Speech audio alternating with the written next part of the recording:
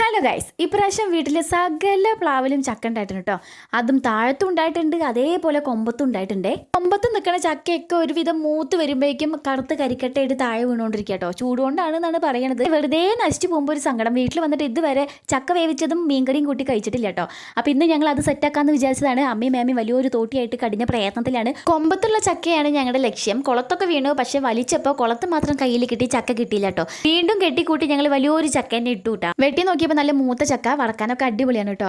എല്ലാവരും കൂടെ ആയപ്പോൾ ചുള പറക്കലും അരിയലൊക്കെ പെട്ടെന്ന് തീർന്നു. നമ്മൾ ചക്ക വേവിക്കുമ്പോൾ നീളത്തിലാണ് കേട്ടോ അരിയാറ്. കുറച്ച് അധികം ഉള്ളതുകൊണ്ട് നമ്മൾ വിറകടുപ്പിൽ ഉരുളിയിലൊക്കെയാണ് കേട്ടോ വെക്കണത്. ഇനി വേവാനായിട്ട് ഒരു 1/2 കപ്പ് വെള്ളം ഒഴിച്ച് കൊടുക്കുന്നുണ്ട്.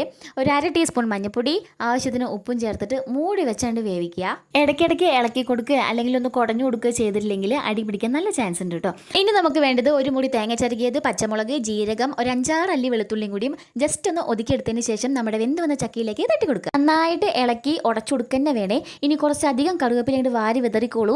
ലാസ്റ്റ് ഒരു സ്പൂൺ പച്ചവെളിച്ചെണ്ണയും കൂടി മേലിലങ്ങോട്ട് തൂവി കൊടുക്കുക. നമ്മുടെ ചക്ക വേവിച്ചത് റെഡി. സത്യം പറഞ്ഞാൽ നല്ല മത്തിക്കറിയാണ് കേട്ടോ. ഇതിന് അടിപൊളി.